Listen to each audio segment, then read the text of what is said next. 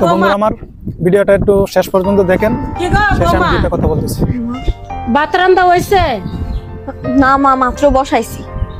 8টা বাজছে গা, মার তো তুমি ভাত বসাইছো। কি গো মা, কি হইছে? কি হইছে? নবাব জাদি বিয়া করছস, এখন 8টা বাজে, এখনো রান্না হইছে না। তোর বাপ খায়া যাইব কোন সময়? মা,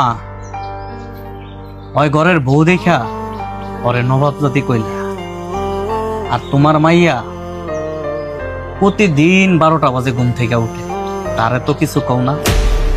সে আরেকজনের মাইয়া তো, এই জন্য গায়ে লাগে না। সে যদি তোমার মাইয়া হইতো না, আজকে এই কথাগুলা বলতে পারতাম না।